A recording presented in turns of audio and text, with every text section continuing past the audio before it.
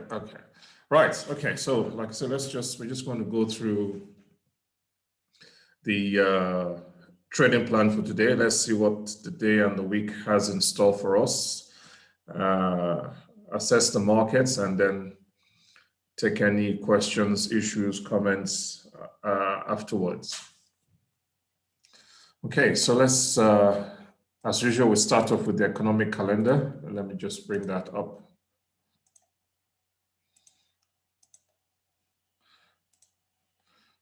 Okay, so today is Tuesday, the 2nd of February. So today is Tuesday, the 2nd of February. The main market we're looking at is the Euro-US dollar. And again, like I said,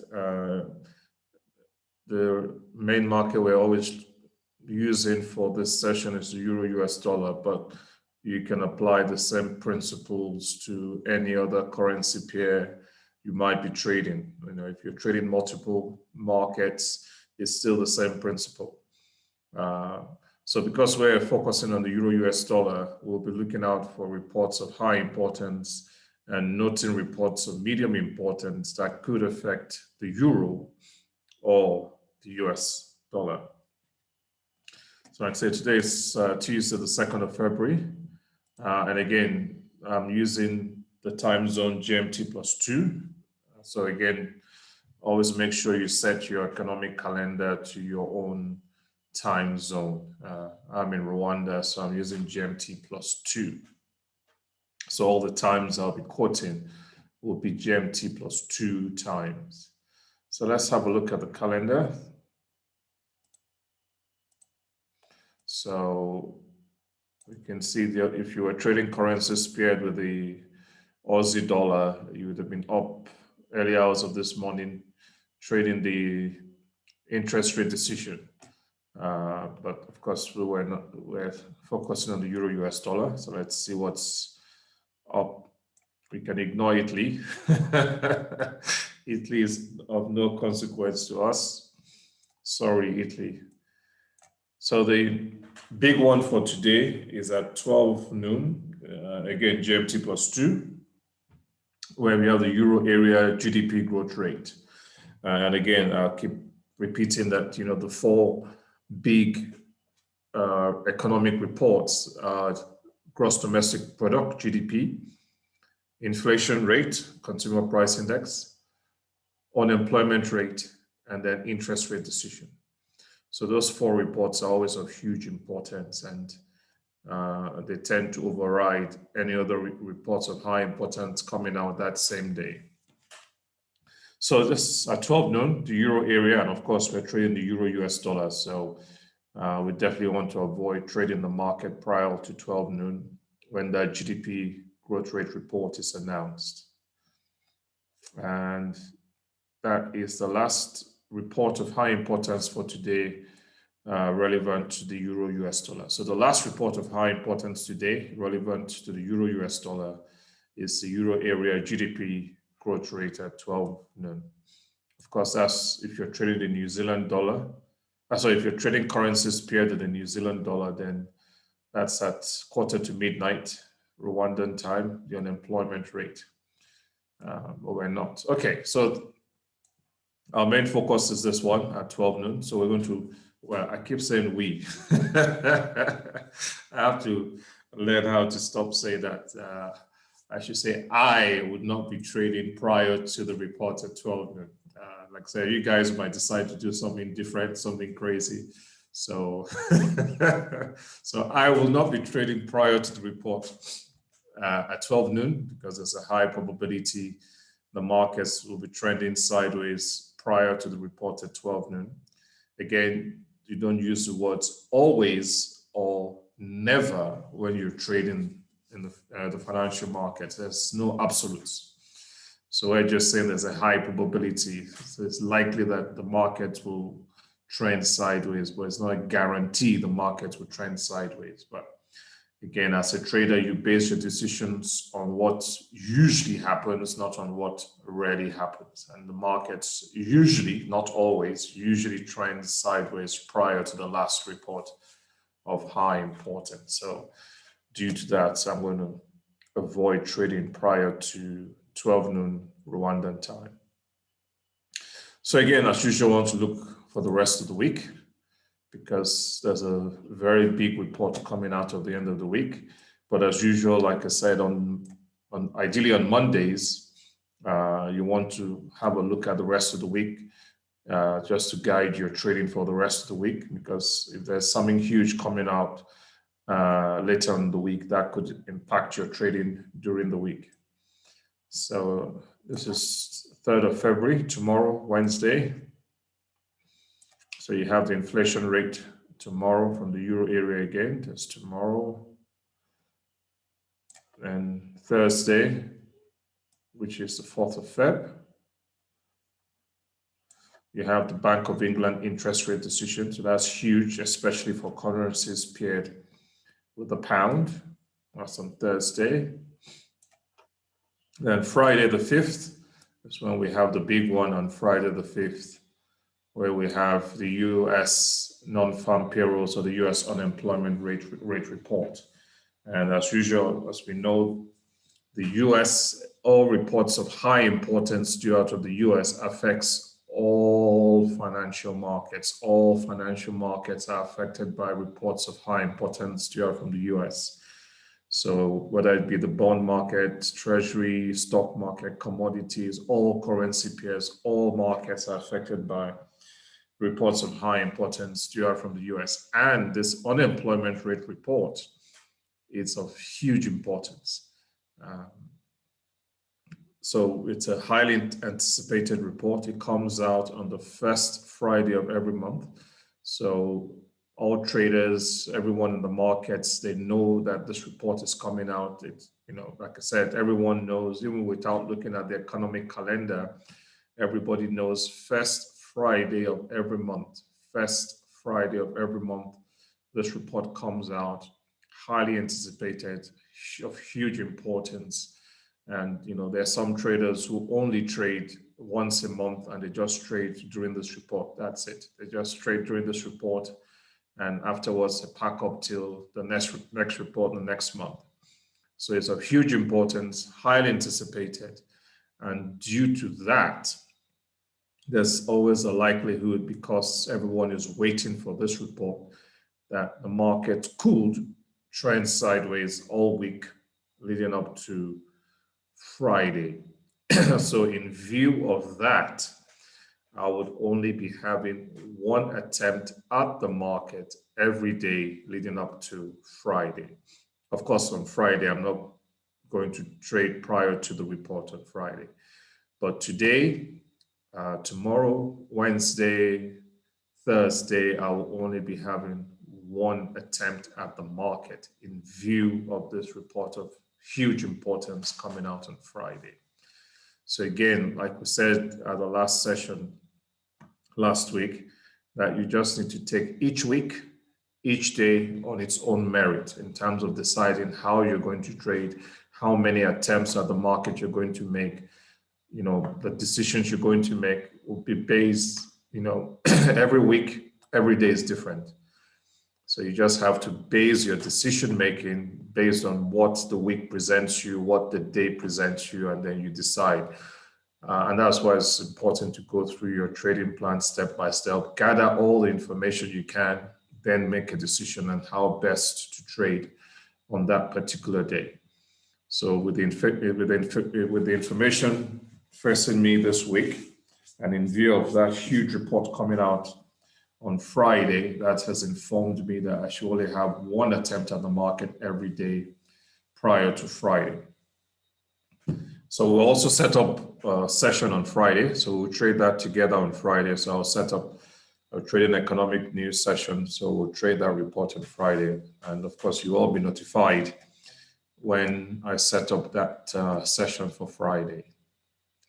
Okay, so now that we have an idea how we're going to approach today and this week, let's get back to today. Again, don't forget to keep an eye on Market Watch and see if there's anything huge that could be causing uncertainty in the markets. Of course, we all know about the worsening COVID pandemic, this new variant strains causing problems, causing a huge spike.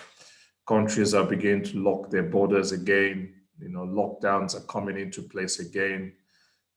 So, they're stepping up the vaccine program, but only time will tell if the vaccine will actually be effective in controlling this. So that is sort of creating some uncertainty in the market, but not too much uncertainty because obviously we've had a whole year now of the COVID crisis and the COVID issues. So it's not really a surprise anymore because again, like I said, the key is uncertainty. But I think we're more or less becoming used to and we're beginning to have to cope with, this ups and downs with the COVID, the lockdowns, and, it's become part and parcel of the world now. It's almost a year now this has started. So I don't think anyone is as shocked or surprised anymore. But nonetheless, it's still causing problems. But other than that, there's nothing else that is major in the news regarding currency trading or trading. Of course, you all know about this GameStop issue that's that's causing problems in the market. Actually, this GameStop thing is actually a very good example of why it's important to differentiate between trading and investing. But we'll talk about that. Let's just finish analyzing the market today. We'll talk about GameStop. Just to show that, if you understand what's going on with GameStop, you realize that it's not really a big deal. It's just something to do with trading, and it's to do with trading a particular stock. For those of you who are also investing long-term, this doesn't have any bearing on long-term investing. It's strictly a trading issue. And again, it's not something that will impact our trading with currencies. It's to do with the stock market, not to do with the currency market. But we'll discuss that shortly once we've finished. And we'll first take questions before we talk about GameStop. Okay, so now that we now know what's going on, we have a good picture of the background of our trading day today. We can now go ahead and look for, obviously, like I said, for today, I'm not going to place any trades prior to 12 noon Rwandan time. And as you're all aware now, I will just assess the market just before the report, about 10 minutes before the report is due out, see what the market looks like, and then place my pending orders at that time. And like I said, I'm only going to have one live attempt at the market today in view of the report coming out on Friday. And I'm only going to have one attempt every day this week leading up to Friday. Okay, so let's look at the charts. So we'll start with swing trading, looking at the daily time frame D1. So we can see we still have our swing trade in place. It's 2 weeks now. As you can see, the date where we entered this swing trade was on the 15th of January. On the 15th of January is when we entered this trade. It's now 2nd of February. So we're still in this live sell swing trade. It hasn't taken me out yet with my 100 pip stop loss, but also it hasn't reached my first mark of 100 pips in my direction. So like I say, I usually wait till the market has moved 100 pips in my direction. And once that has happened, that's when I'll start moving my stop loss with the moving average. But that hasn't happened yet. So nothing for me to do. I'll just check again tomorrow morning. So let's go to the 5-minute time frame for day trading. Excuse me. So that was the sideways trend from yesterday. And again, that's why it's important to make sure you, especially if you're new to trading, just to focus on one market so you can follow the same trend. And it gets easier and easier recognizing the trend when you're following one market. Because like we said in previous sessions, the market is a continuum. You know, sideways trend from yesterday or from 5 days ago could still impact your trading today, depending on if the market is still trending sideways within that same point. And of course, if you're following the trend, you will know when that sideways trend is broken, when a new trend starts, and on and on. So again, you can see, for example, this was from yesterday when the market fell, started to drop trend sideways, but of course you can see where it has been broken. So now that this sideways trend has been broken, we can ignore this and then, excuse me, start to see what's happened. Of course, you can see where it started crawling up again, and then now it's beginning to trend sideways again. Although it's just creeping, creeping down. It's not really trending down in a nice manner, but you can see obviously it's just creeping down now. So we just ignore. You can just delete that now. So that's why I say it's always good to follow the same market and just see how the trend moves from one trend to the other trend. But like I said, we're not going to do anything now. We're just going to leave the market alone and wait till 12 noon, and then I'll reassess again and then decide what to do then. Okay, any questions? If you have any questions, you can either raise your hands or send your question through the question.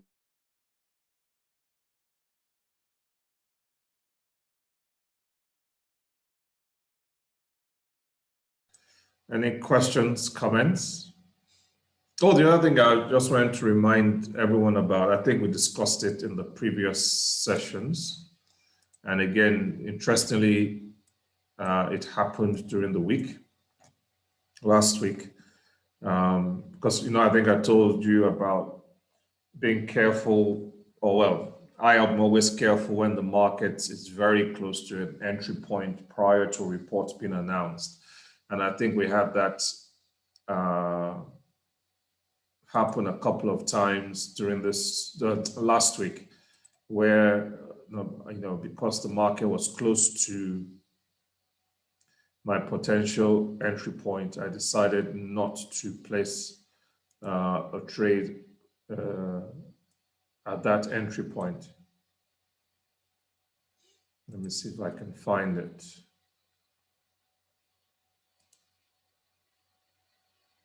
Yeah, so that's one example.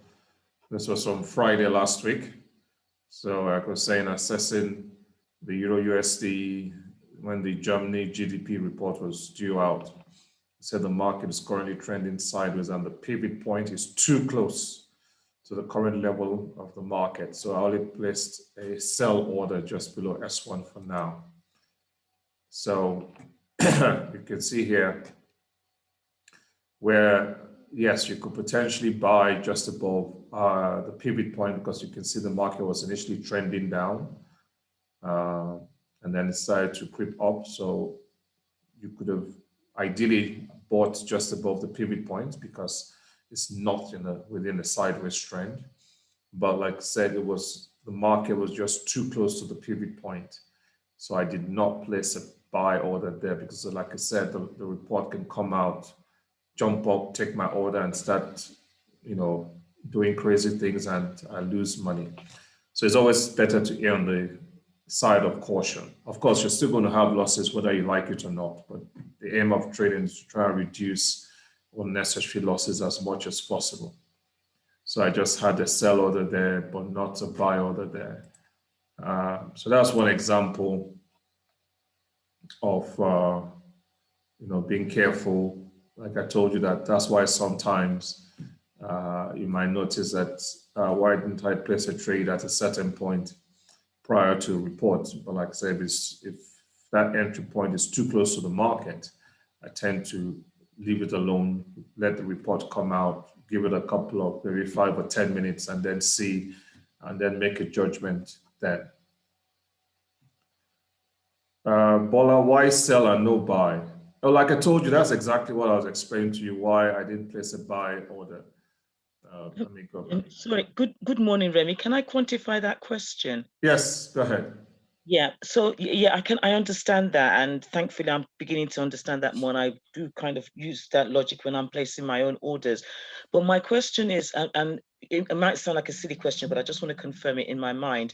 So yes, I understand that you didn't want to place your buy order at the entry point on the pivot line, but you could easily have placed the buy order at R1 at R1, or is it more because looking at the market, it's still trending on it's on a downwards trend, and placing an order at R1 is kind of the chances or the possibility of it going up and reaching that level and taking your order is less of a chance. So like you rightly say, there's no hard and fast rules, but is that the logic?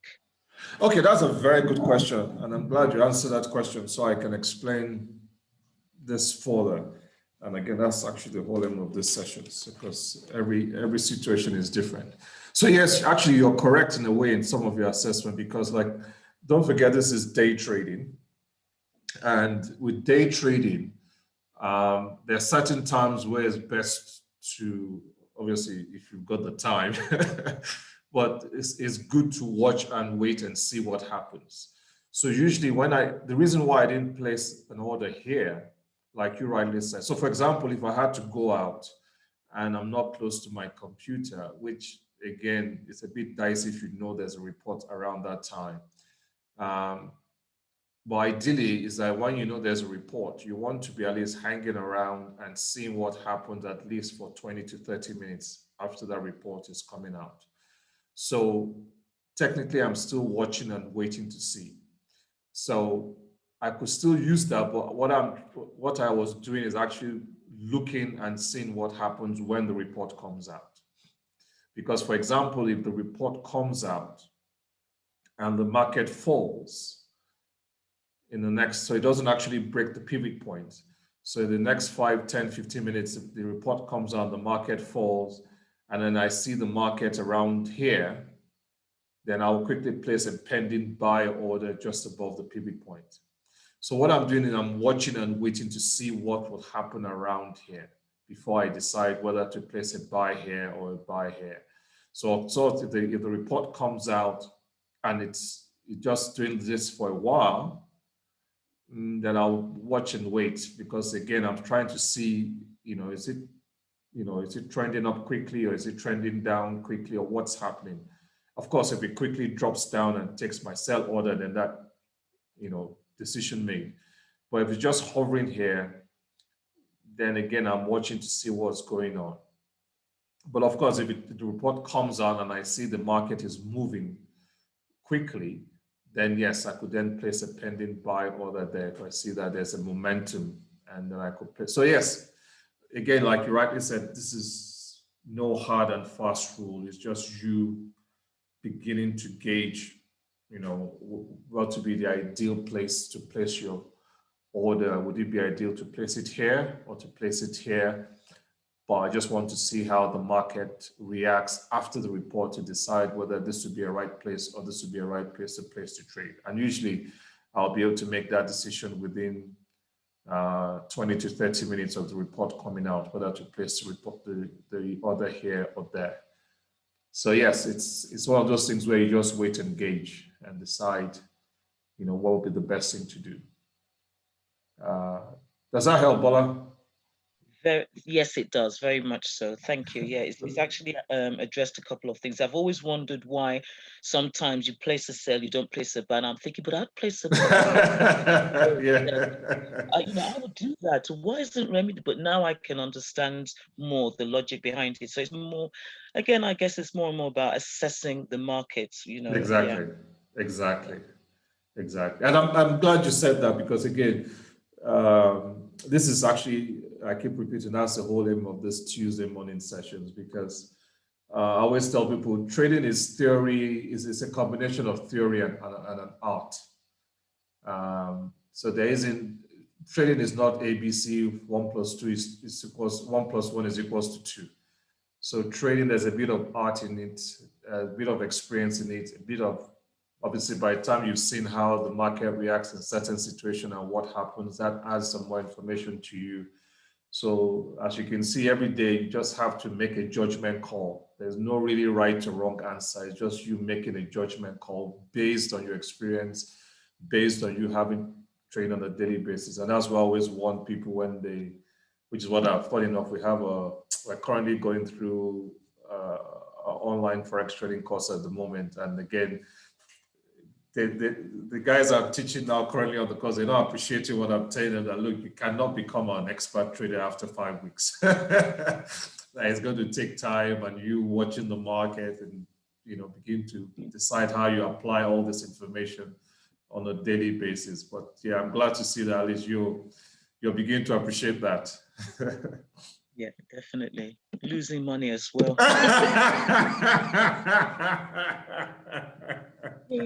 Yes, you also begin to realize it's higher risk. But again, that's a good point you've made about losing money, because again, that's another thing I stressed during the sessions, because you can all see that this is why I said money management is the most important part of trading. Because as you all know, I funded this account just for these purposes with £500 on the 1st of October. And on the 1st of October, as you all know, I'm trading 3 markets, the Euro US dollar, the pound dollar, and the dollar yen, with this £500. So and since October, despite the horrible losses and the bad uncertainty, obviously, with the presidential elections and the fallout and all that, but despite all that, I still have £335 left in my account. I haven't wiped out my £500, despite the bad couple of months we've had in the market. So it just again shows that money management is crucial. It's crucial. Because if I was reckless and I didn't apply good money management, I would have lost the whole £500. But I still have £335 left to trade out of the 500, despite all those losses and trading 3 markets. It's because, again, applying good money management, which is the key to trading. Okay, Elizabeth, assuming that you were taken out of your swing trade, will you place another trade straight away, seeing that there's a possible downtrend? That's a good question, Elizabeth. Again, it depends. I will have to assess the market when I'm taking out and see what's happening.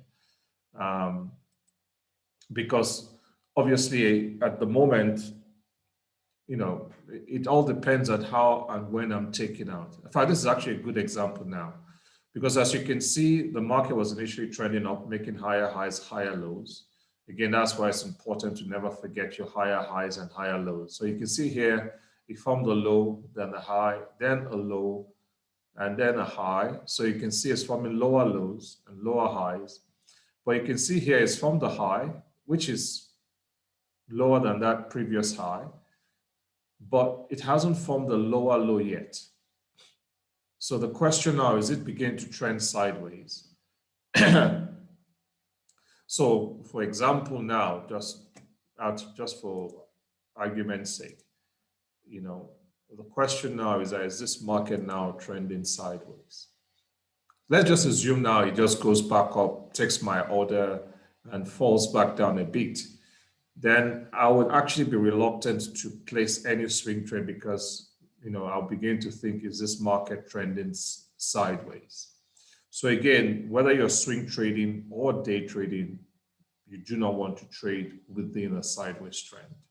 So again, just like we said with day trading, same with swing trading, you really have to make a judgment call at the time. So yeah, that's why it's always, whether it's swing trading or day trading, a yes or no answer is very difficult. It will just depend on how the market looks at that time. I don't know, that's what we had here. For those who were trading with us for a long time ago, there was a time we were following the market here, and then we placed a sell trade. And I think we had 1 or 2 swing trade losses. And then we realized the market was trending sideways, and we stopped placing a swing trade order because the market was trending sideways there. And it did trend sideways for quite a long time. And we didn't place any swing. So I think it was from around, I'm looking at the data window. So it was from around the 22nd of September till about, so 9th, so for 2 months.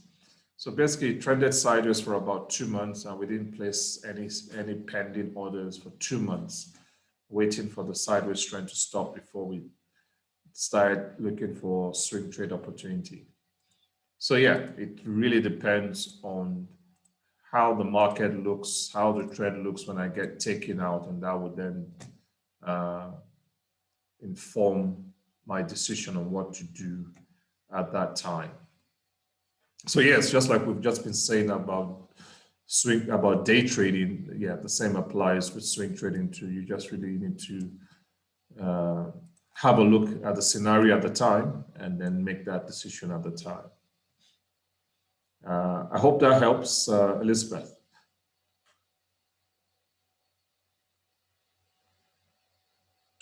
Oh, yes, it does. Thank you. Oh, pleasure. Hello, Abimbola. Good morning. Good morning. So my question is around the order that you placed yesterday.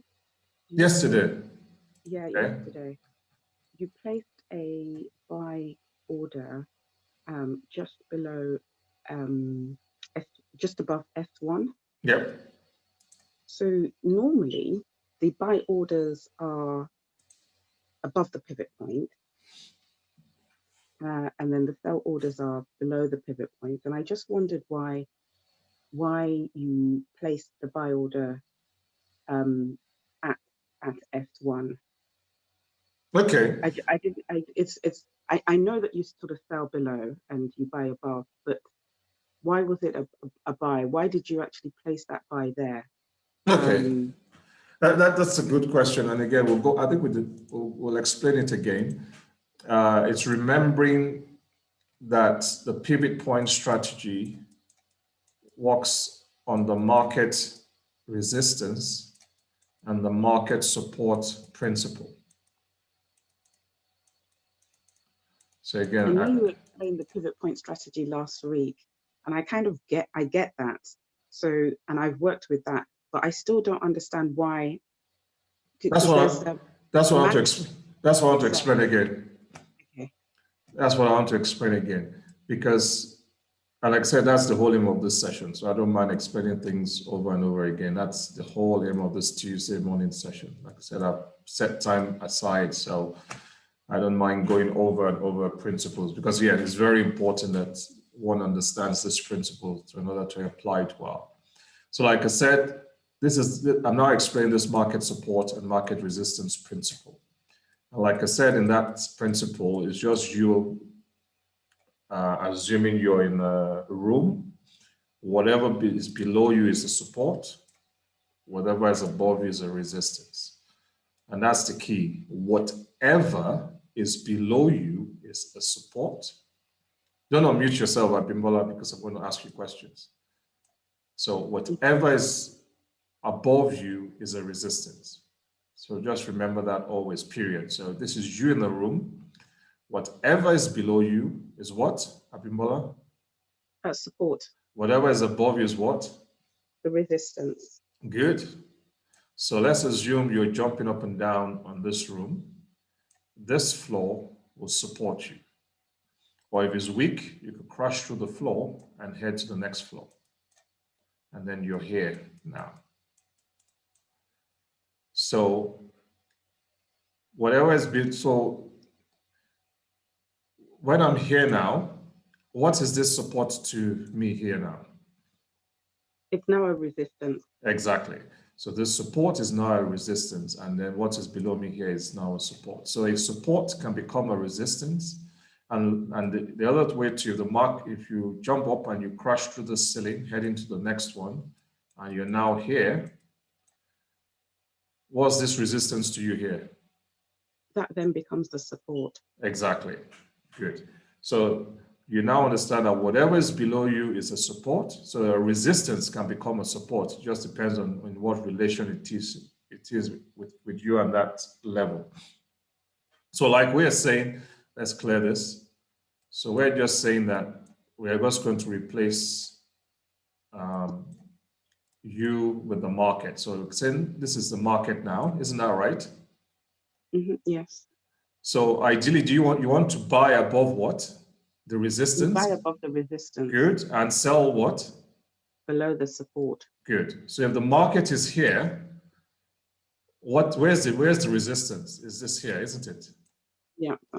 And if the market is here, this is the support because it's below the market. So you're looking to either buy there or sell below there. Isn't that right? Yes, that's correct. Good. If the market is here, you're looking to sell below here. Isn't that right? Yes. Or buy above there. So let's now add the pivot point levels to all that we just said now. So let's assume, like you said, this is the pivot point. This is R1. This is R2. This is S1. This is S2. Like I said, we don't use R2 or S2 to trade because usually by the time the market gets to S2, it tends to trend sideways, or by the time it gets to R2, it tends to trend sideways. So you only use R1 pivot and S1 to trade. So let's trade Abimbola. So if the market is here, where would you like to sell? Below R1. Good. Where would you like to buy? Well, I don't think I can buy in this situation. Exactly. Well done. Okay. If the market is here now, where would you like to buy? Above R1. Good. Where would you like to sell? Below the pivot point. Good. If the market is here, where would you like to buy? Above the pivot point. Good. Where would you like to sell? Below S1. Good. If the market is here, where would you like to sell? So I wouldn't sell. Good. Well done. Well, where would you like to buy? Above S1. Exactly. So let's go back to that chart. So this is the market here. Where would you like to buy?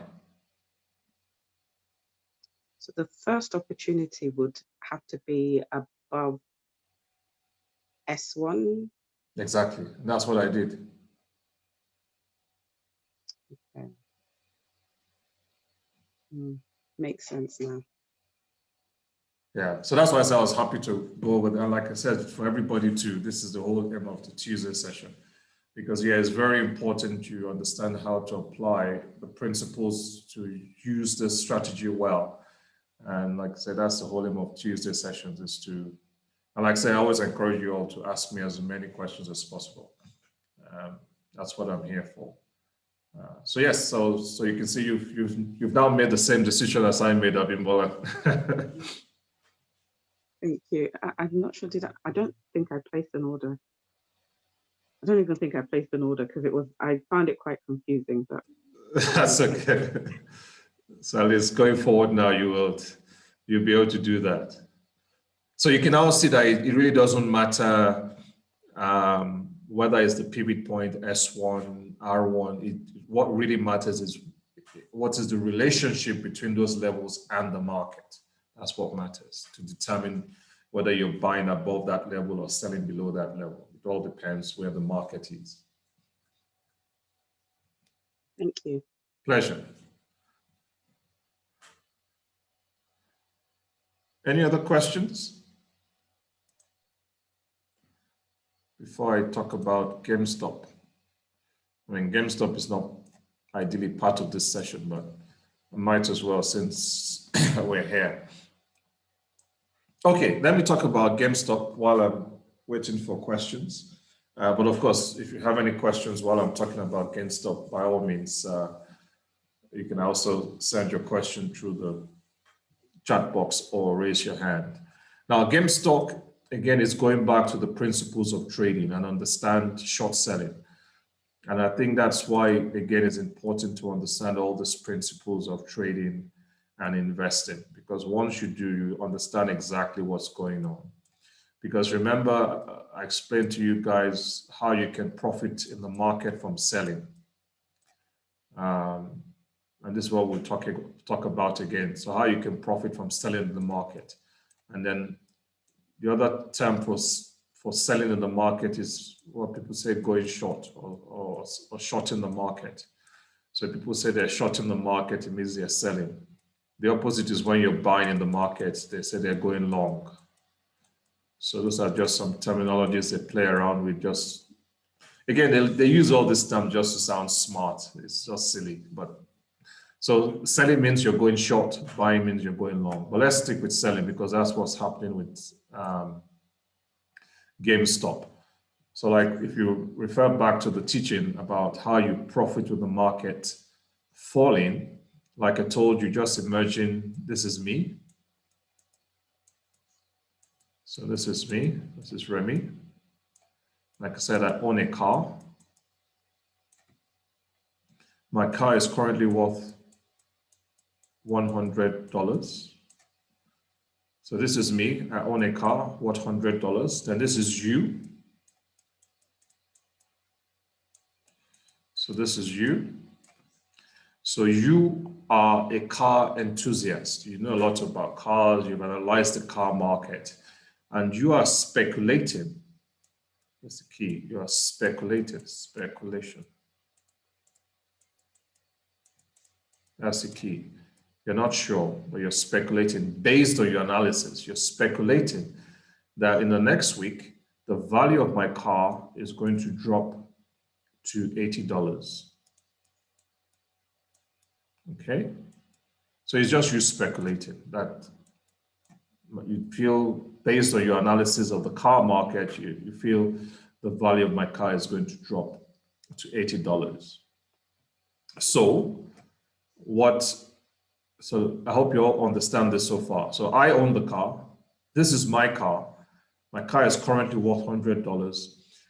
This is you speculating that the value of my car is going to drop to $80 within the next 7 days. So that's your own prediction, but it's just speculation. It's not a guarantee. Okay, so I now loan you my car. So I give you my car. I loan you my car. Let's just say it's an interest-free loan. So don't worry about interest and all that. So let's just say I loan you my car. You take my car. I give you the permission to do anything with my car, but you need to give me my car back when I get back from my holiday in a month. So I've given you my car. So you now have my car, but it's not your car, it's my car. You just have my car with the permission to do whatever you like with my car for that period, but at the end of that period, you need to give me my car back. Okay? So immediately I give you the car. So immediately I give you the car, the first thing you do is to sell it. So that's your first action. You sell the car immediately for $100, straight away. So you're going to soon see how GameStop works. So I give you my car, which is not yours. I've just given you permission to play with my car, do whatever you like with it, but you have to give me my car back. So you sold what is not yours. You sold it straight away for $100. So you now have $100, but you don't have a car, but you need to get my car back before I come back. So if the value of the car falls, as you predicted, to $80, then you can now go back and buy the car for $80. So you now buy the car. So you now have the car, but you now have $20 profit because you sold it for $100 and then you bought it back for $80. So you made a profit of $20. So you made a profit from the value of the car falling. But you can see you had to buy it back. Now, if you take the other scenario whereby, unfortunately for you, the value of the car goes up to $120, then because you need to give me my car back, you have no choice but to go and buy the car back for $120. So you now lose $20 because you're forced to buy the car at $120 to give me my car back. So do you all understand that? You can just type yes in the chat box to make sure I know you all understood this so far. Do you all understand? You can just type yes. So I can move on to GameStop. Good. All right. So you all understand. Good. Now let's just substitute GameStop here.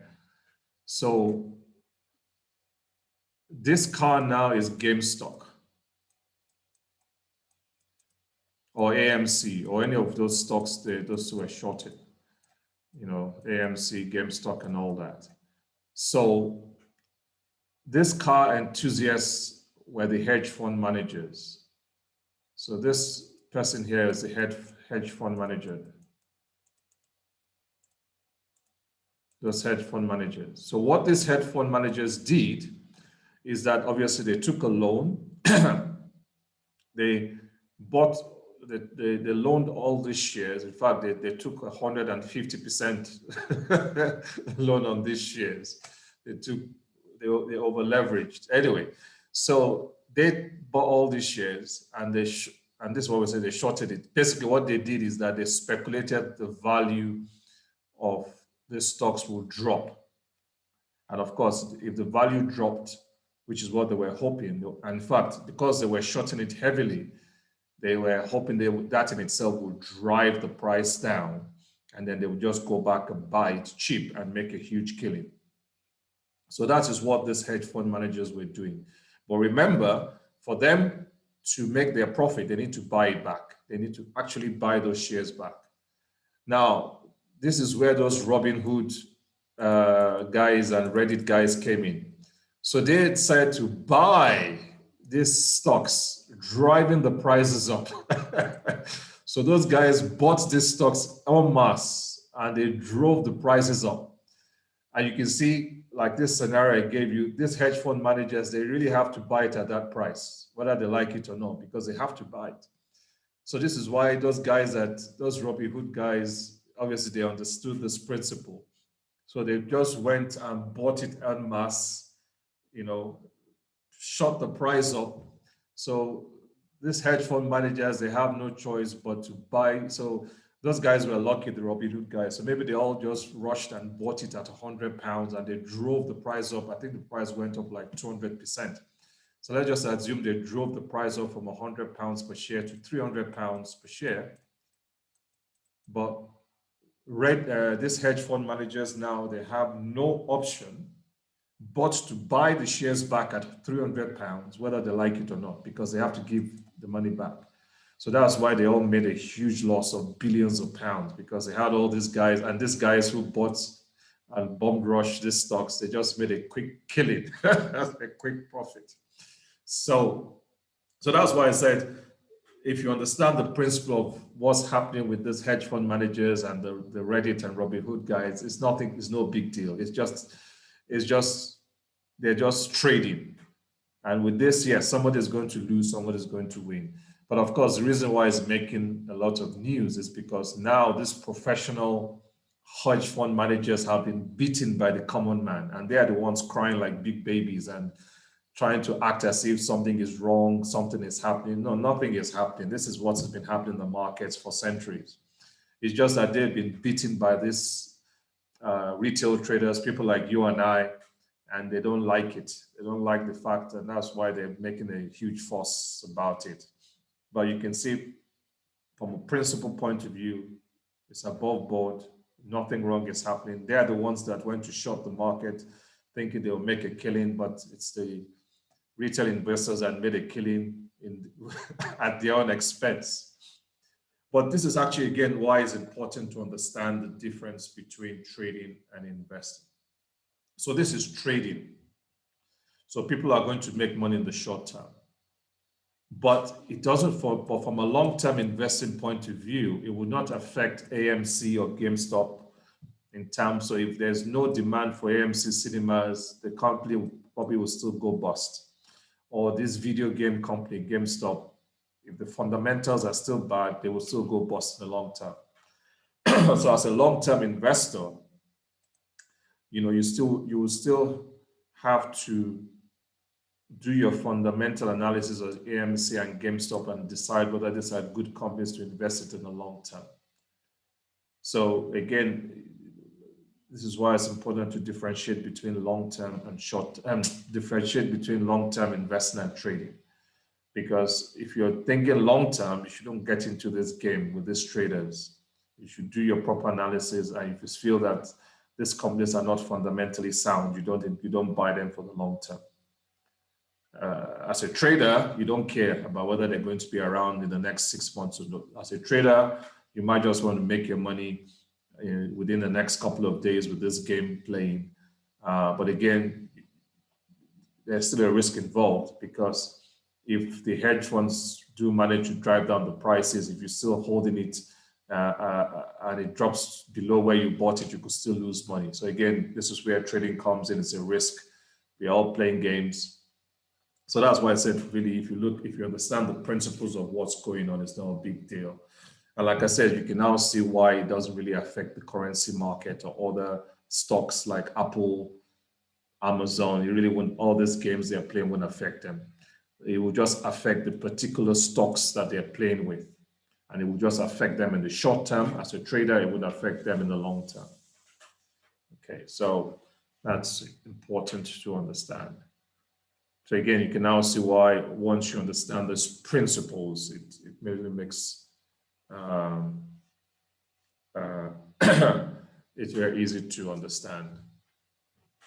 How do these hedge fund companies choose which companies to target? It's very easy. You just choose companies that are not doing well, or you feel they are not going to do well. So it's actually very easy, because again, it goes back to fundamental analysis.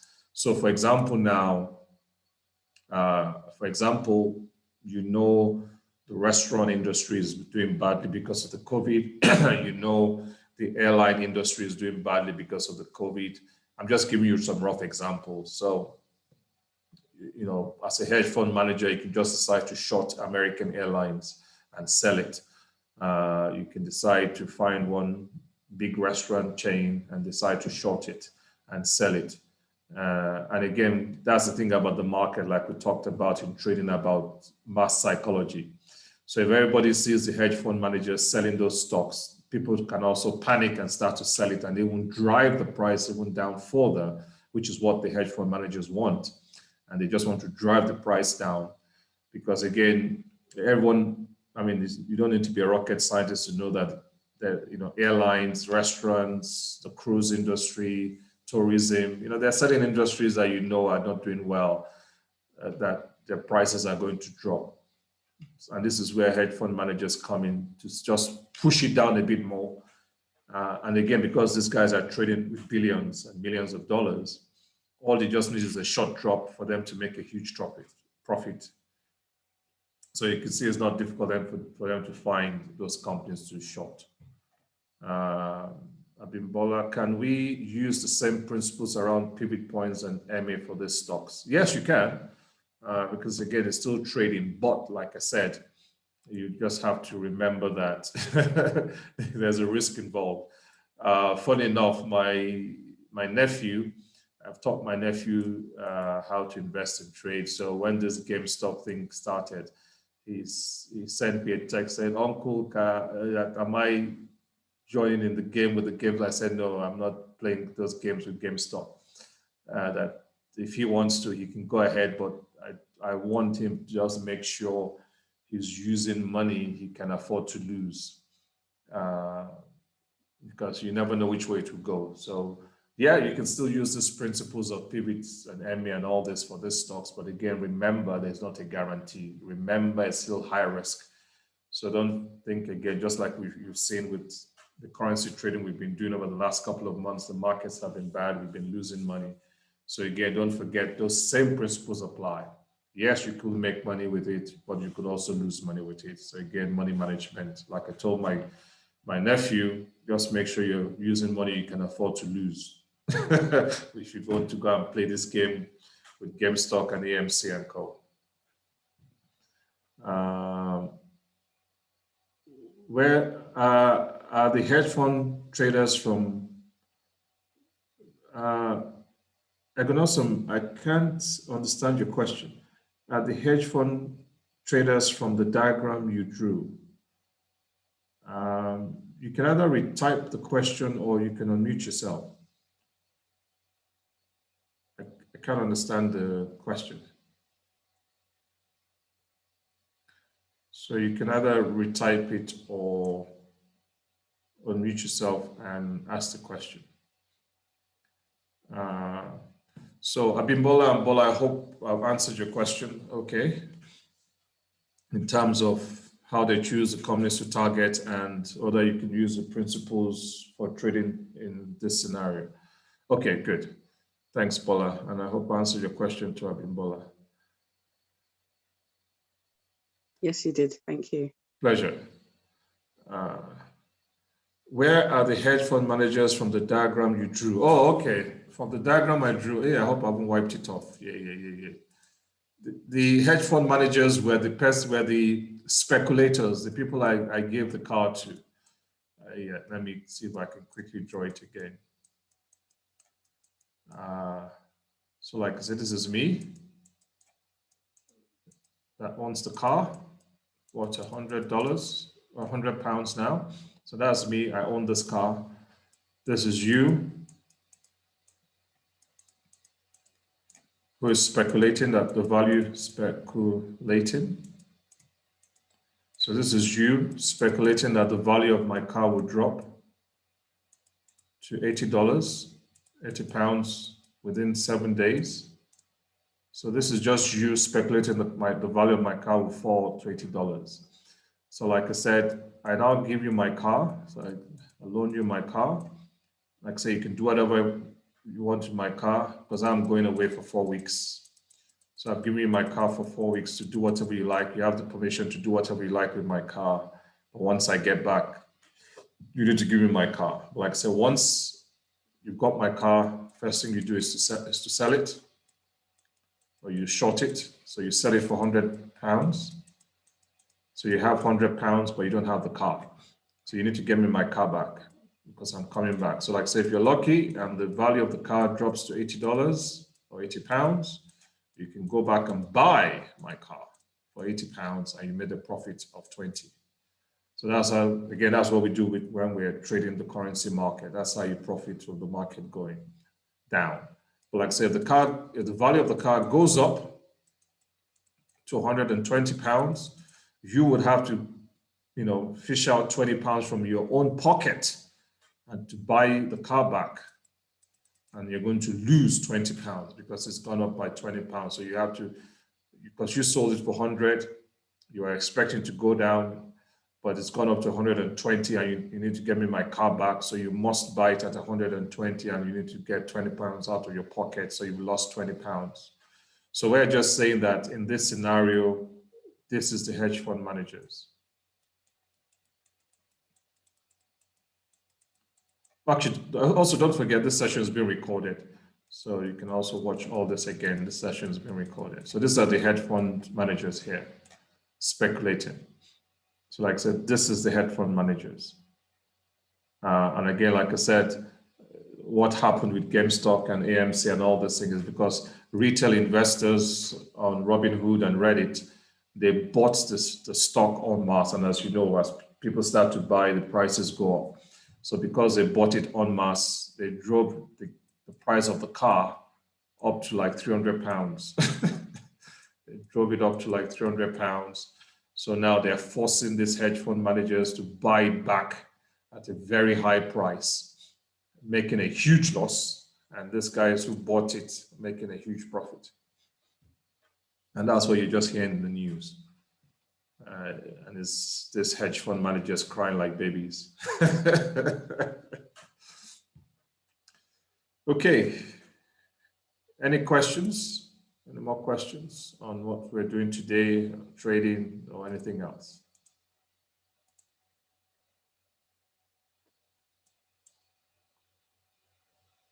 Okay, good. So if there are no questions, I will let you guys go for breakfast and we'll catch up on the platform. So enjoy your breakfast.